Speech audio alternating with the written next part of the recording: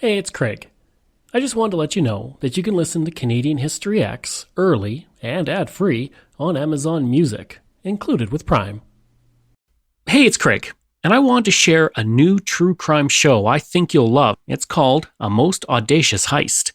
A Most Audacious Heist is a gripping true crime story filled with ambition, risk, and obsession as it follows the exploits of a 19th century empress and a 20th century thief. Now, their fates are intertwined by the same dazzling treasure, a perfect cluster of diamonds known as the Sisi Star. Empress Elisabeth of Austria loves her jewels and uses them to defy the rules and carve out her own legacy of beauty and power. The episode we have for you today is the first in the series, and it's hosted by Sarah Jones from the award-winning podcast Black and Blue. Petty crook Daniel Blanchard spots the crown jewel as a tourist and becomes enamored with it. This is the challenge he's been waiting for, and he plans to steal it in a high-stakes, daring, nighttime parachute jump. He knows if he gets his hands on the star, he'll be launched into the criminal big leagues. His exploits unleash an international manhunt as determined police attempt to track Daniel down. Somehow, each time he manages to elude them. But how long can Sisi Star stay lucky for Daniel? Listen to find out and then search for A Most Audacious Heist wherever you're listening to right now.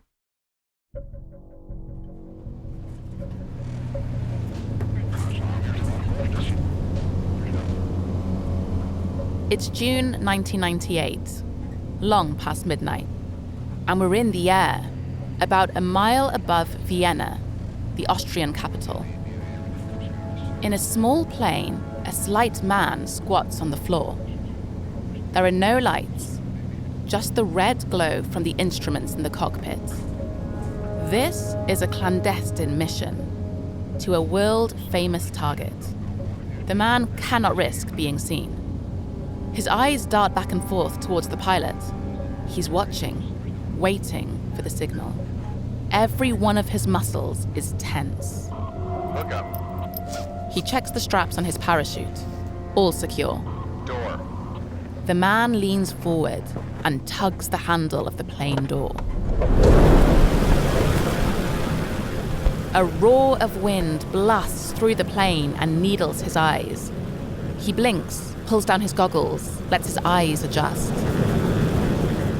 Far below him, the sparse lights of the sleeping city glint softly, like diamonds. The man hugs his knees. Is he on target for the drop zone? He can't be sure. He just knows that somewhere down there is something he wants very badly. He gets into position. This is the most daring and dangerous job he's ever done. If he pulls it off, his name will be etched into the history books. And if he gets this wrong, good thing this guy's no quitter. He's ready. He hurls himself into the inky black void. Pummeled by crosswinds, he feels his past and future spiraling in freefall. And with the adrenaline pumping, he sees his name lit up in stars. From Curious Cast and Blanchard House, I'm Sarah Jones, and this is A Most Audacious Heist.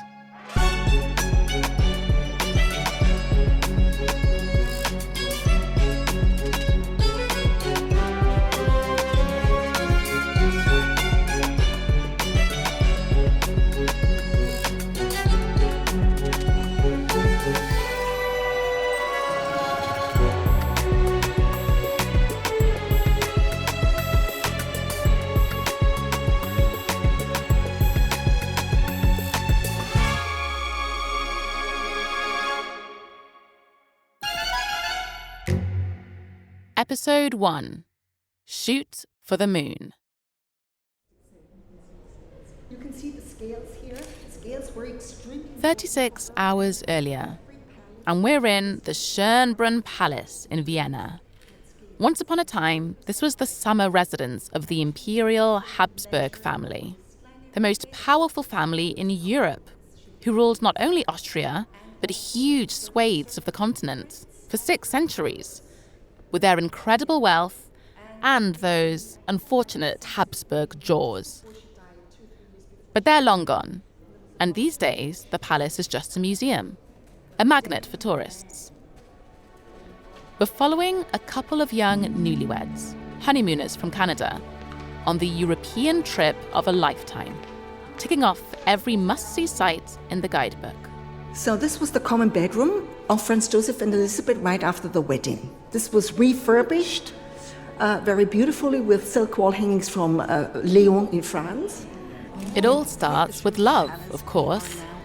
Doesn't it always? And this is where the couple spent the first few years, when they were still quite happy together. Our honeymooners have taken double-decker bus tours around London, gorged themselves on tapas in Barcelona, and they're bronzed from the beaches of the French Riviera. And now they're here in Austria, hand in hand as they tour the gilded halls of the Schönbrunn Palace, once the grand home of Emperor Franz Joseph and his wife, Empress Elisabeth, better known as Sisi.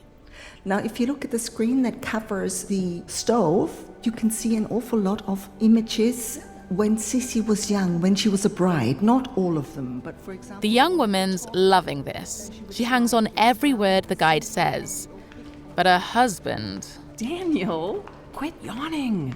Well, it's pretty clear that history's not really his thing. Daniel Blanchard is fresh-faced, slender build. He's 26, but he could still pass for a teenager. He was very soft-spoken.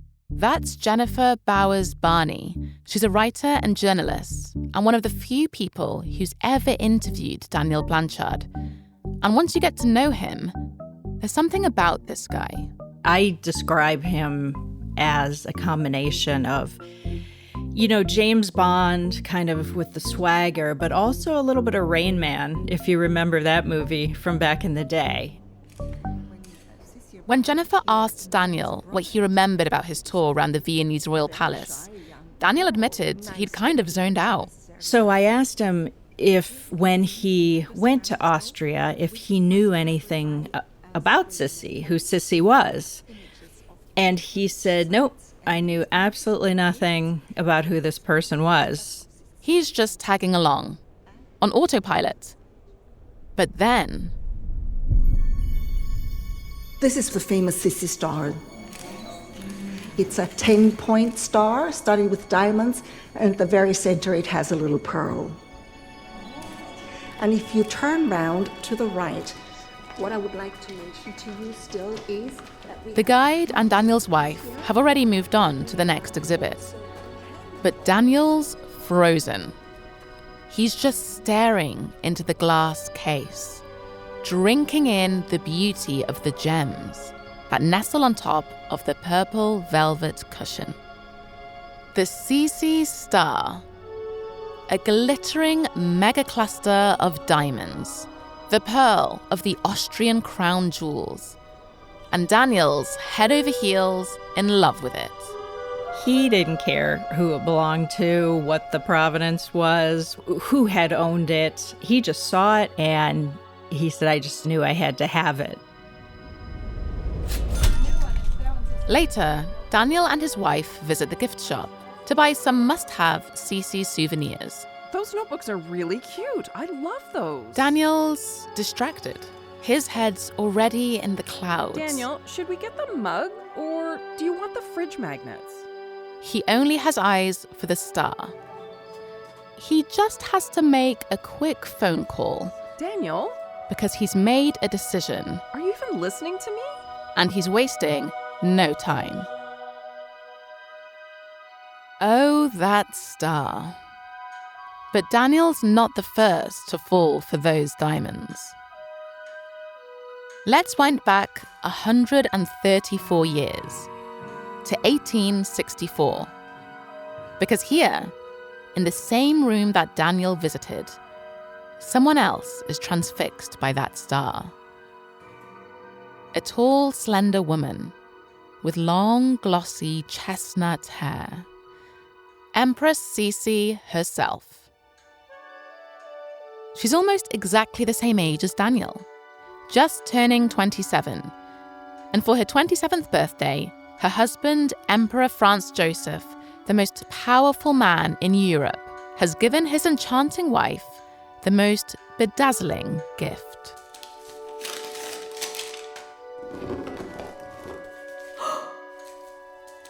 Not just one star, but 27 of them. When Sisi claps eyes on those glittering diamonds, it's love at first sight. Each star is about 5 centimeters across and has 10 points. They're studded with diamonds on gleaming white gold, right down to their tips. They're so brilliant, they make Sisi blink. It's like beauty meeting beauty for the very first time. It's life-changing. There's a magical alchemy to the combination of Sisi and the star. One needs the other. They are the perfect, almost fatal partnership. That's historian Dr. Tessa Dunlop. She's basically an expert on all European royal dynasties. But Sisi, she says, was the crown jewel of the Austrian royal family. There was something rather otherworldly about her, and these stars embodied that. There were lots of them, and they moved and shone in the light. Of course they did, because they were often attached to her moving, beautiful hair. Scattered through it were stars. The stars could be worn as brooches, as pendants, or arranged onto a tiara. But Sisi wanted them only in her hair, as if the night sky had rained its celestial light down on her. It was almost like she was the metaphor for heaven.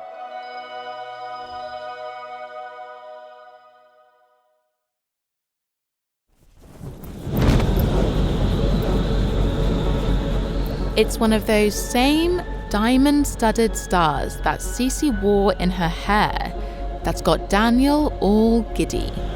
That's quite literally swept the ground from under his feet. Because that guy jumping out of a plane over Vienna in the pitch black, that's Daniel Blanchard, who just the day before was being dragged around the Schönbrunn Palace. Now, while his wife sleeps oblivious in their honeymoon suite, he's skydiving over that same palace. And a jump like that, believe me, is not for the faint-hearted. You hit terminal velocity after the first 1,000 feet at 120 miles per hour, so you're falling pretty quick. That's Nick. And yes, he tends to speak at terminal velocity too. The sensation is, I would call it high pressure. I can't give you Nick's full name because he's a US Special Operations veteran and he still works overseas in war zones. But let's just say that nighttime parachute jumps are his bread and butter. So it's very disorienting. More likely than not, you're going to start what is called a tumble. And that is sort of a ragdoll effect of your body being thrown around by these incredibly powerful winds, and you would be tumbling over yourself several times before you could stabilize. The feeling is like being punched. It's violent. It is a very violent thing. It's something that you need to remain calm and get your body position right. It is a very exhilarating experience and incredibly dangerous. Dangerous enough if you're a seasoned military professional like Nick, but if you're Daniel... Time to tell you a little bit more about what Daniel does for a living. Actually, very few people understand how Daniel pays his way. In fact, even his wife isn't in the know. Because Daniel also does something a little bit secret, sort of undercover. Like Nick, Daniel's very skilled at getting in and out of places undetected. But he's not in the military. Daniel works for himself. He's a thief. And Daniel's only skydived a couple of times before, for fun, on vacation.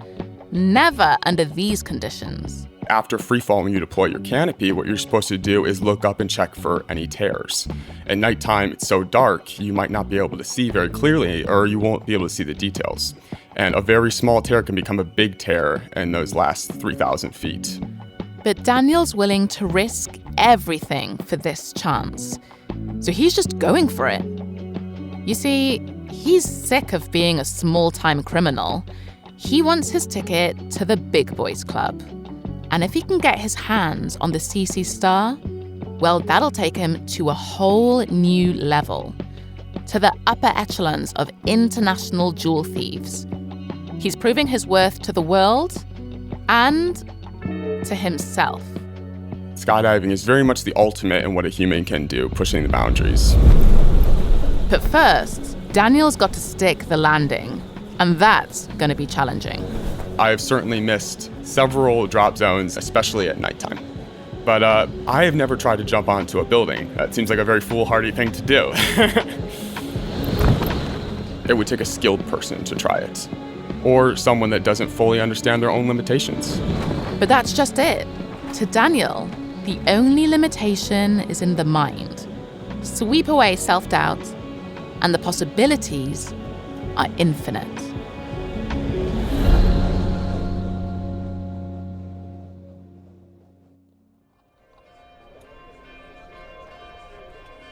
It's 2 months since Empress Sisi received her special stars, and today she's giving them their first public outing at her brother's wedding. The bride and groom make a lovely couple, picture perfect. But the problem is, no one's looking at the bride and groom. All eyes are elsewhere. All eyes are on the sister of the groom, on Empress Sisi, who stands ethereal, with a galaxy of stars suspended in her hair. People went insane. It's the first time Sisi has worn her stars in public. Royal historian Tessa Dunlop says she's a knockout. The people have never seen anyone having such an effect before. The stars in her hair, they're as big as a child's fist. And Sisi does what one must never do at a wedding.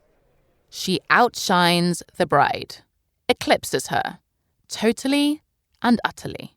She is the star.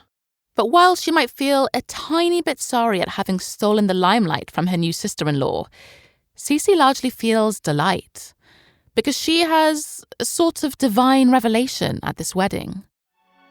She realizes the stars give her something, a magic, influence, power. When she wears those diamonds, people fawn over her, are in awe of her, and more to the point, they believe in her. Well done. And quite suddenly, in the twinkling of 27 stars, Sisi believes in herself too. From now on, she's no longer just an empress. She's a goddess.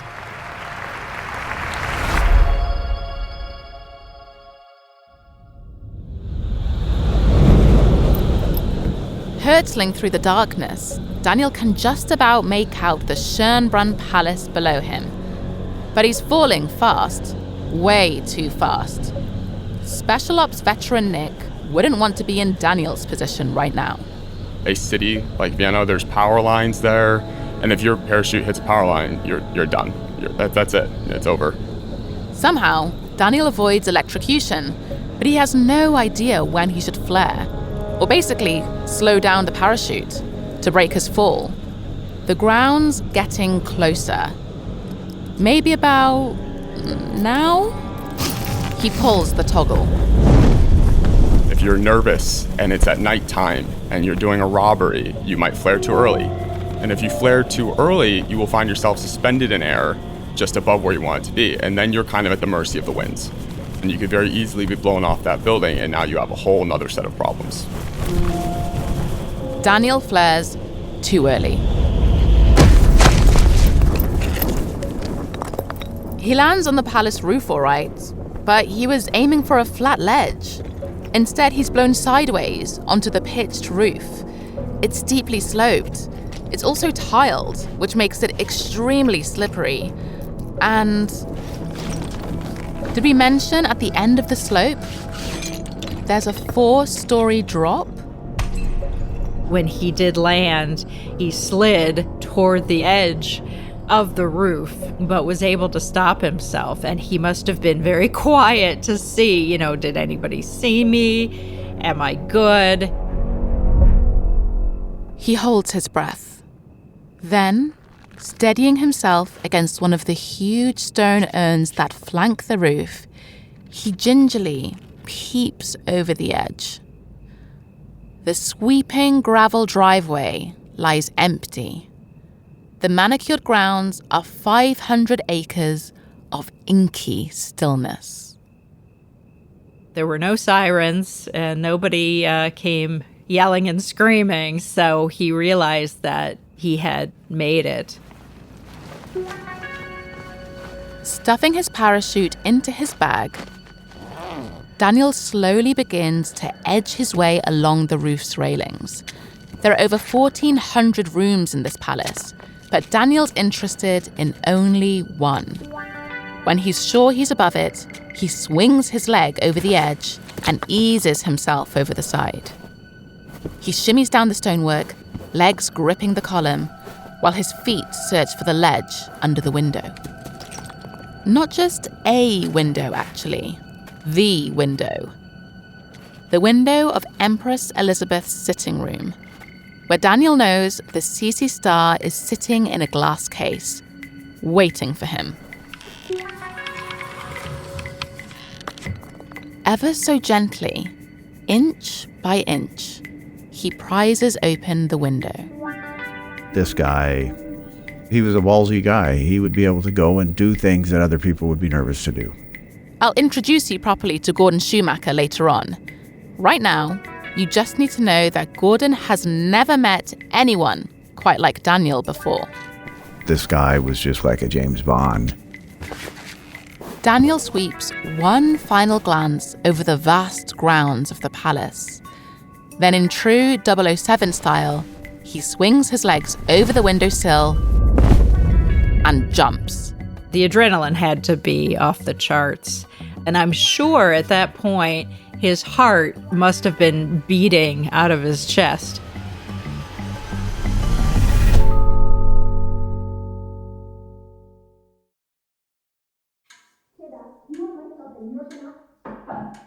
(1864), and at the Schönbrunn Palace, you'd be well advised not to enter Empress Elisabeth's dressing room. Inside, everyone's tense, because Sisi's having her hair styled. And when it comes to her hair, word in the palace is that Sisi's a bit of a princess.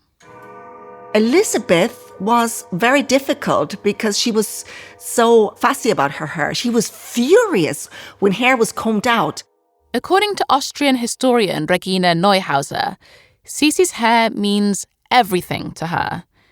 It's the first thing anyone notices about her. Untied, it reaches down to her ankles. It's literally her crowning glory. So woe betide her maids if they don't quite get the look she's going for. And it happened that she threw brushes or combs at the hairdresser. Because once Sisi has seen her chestnut tresses gleaming with those stars scattered through them, she's spoiled. She just can't accept anything less. She spent at least 2 hours at the dressing table every day to get her hair done. At least 2 hours.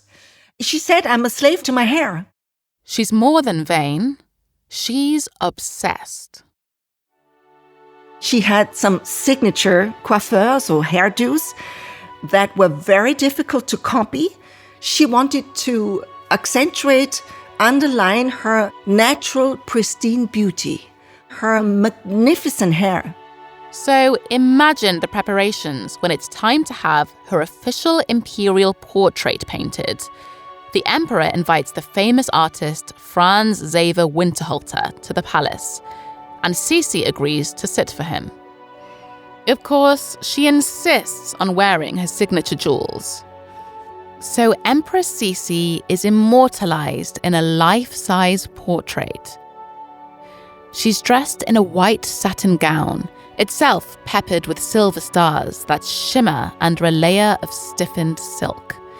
Even her moon-white shoulders gleam, and her glorious dark hair hangs heavy down her back, intricately braided and lit by 27 diamond stars.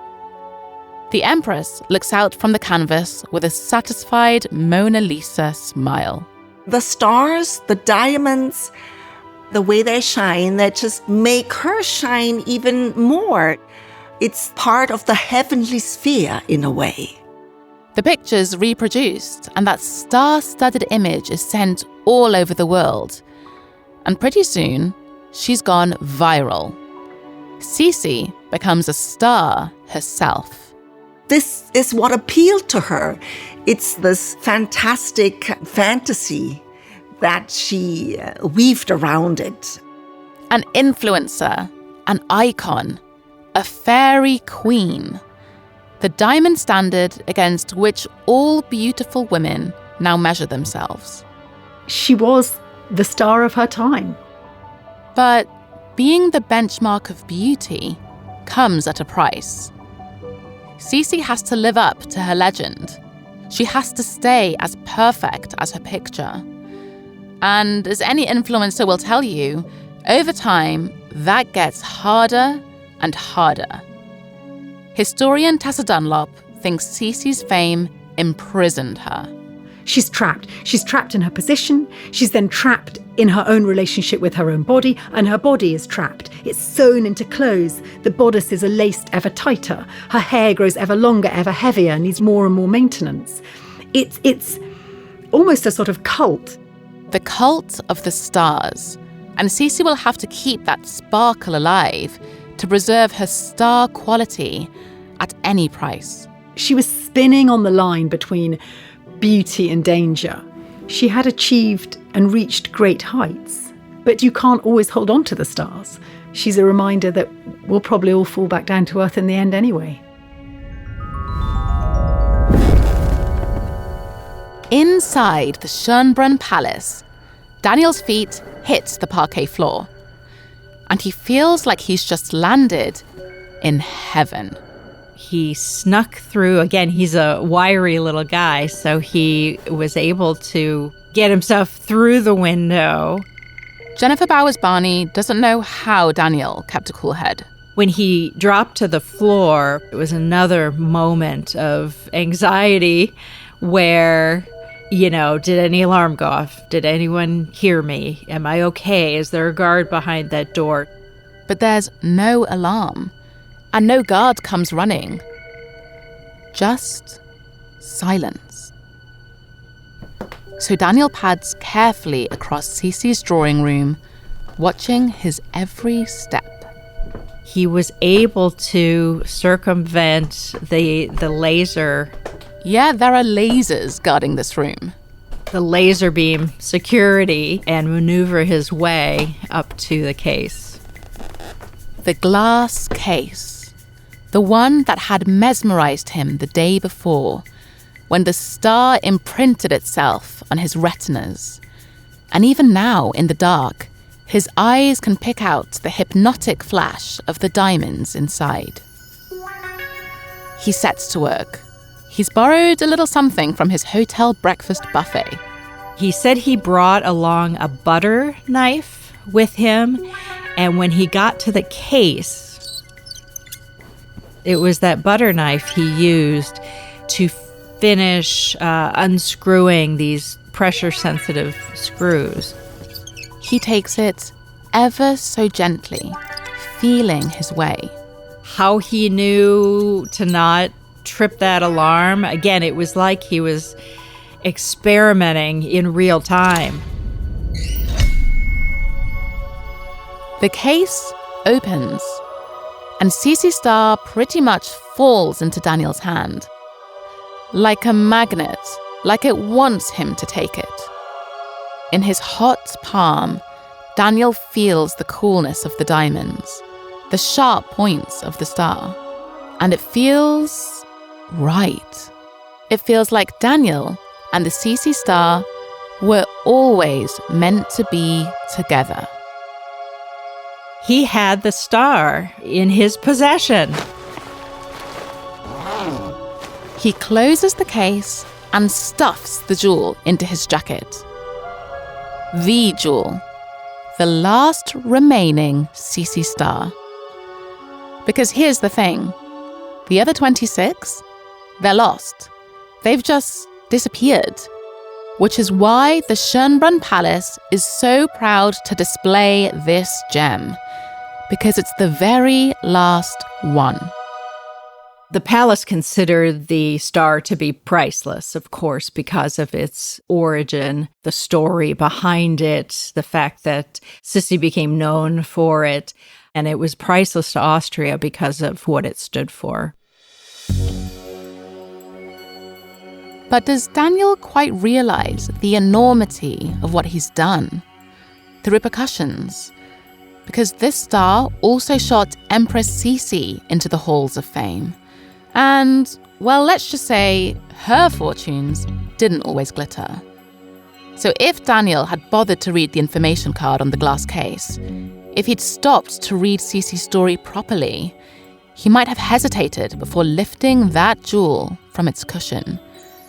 He might have felt a shiver of fear course down his spine.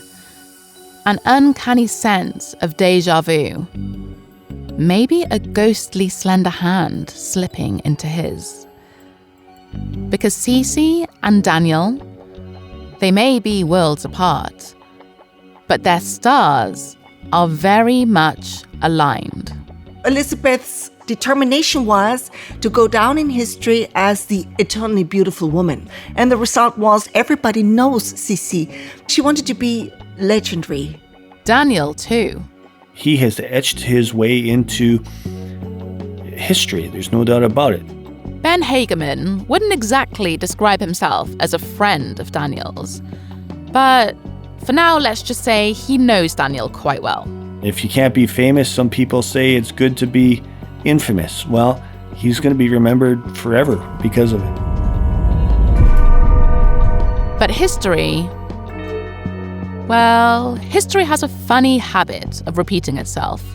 And like it or not, Daniel and Sisi are now inextricably linked.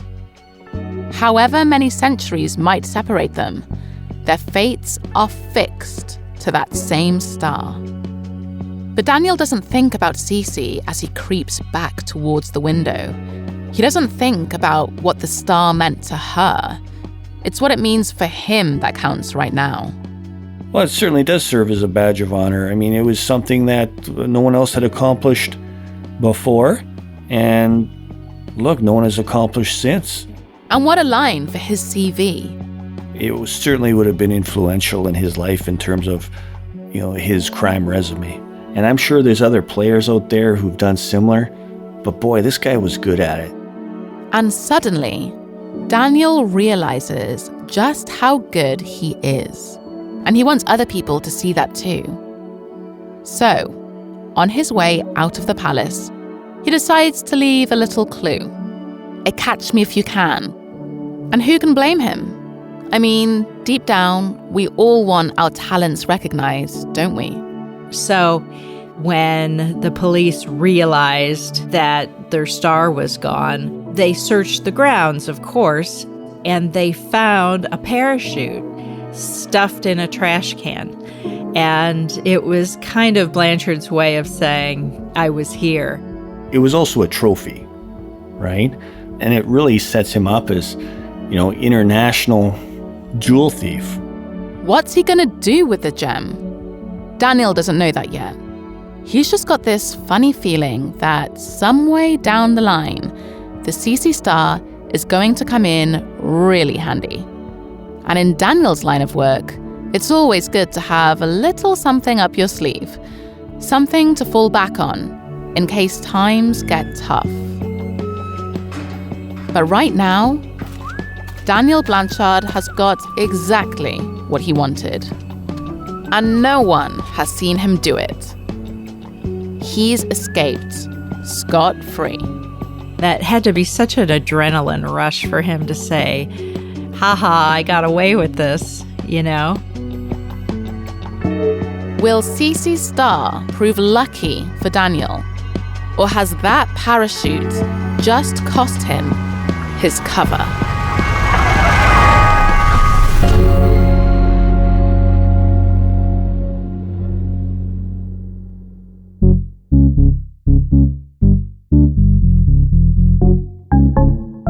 You've been listening to A Most Audacious Heist, a Blanchard House production for Curious Cast, hosted by me, Seren Jones. It's written and produced by Emma Jane Kirby.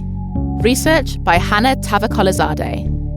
Original music is by Daniel Lloyd Evans, Louis Nank-Manel, and Toby Matamong. Sound design and mix engineering by Toby Matamong and Louis Nank-Manel. With special thanks to Kathy Kenzora and Rob Johnston. The creative director of Blanchard House is Rosie Pye.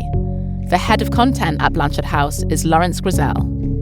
For Blanchard House, the executive producers are Amika Shortino-Nolan and Lawrence Grizel. For Curious Cast, the executive producers are Dila Velasquez and Chris Duncombe. A Most Audacious Heist is inspired by the book Stealing Sisi Star by Jennifer Bowers-Barney.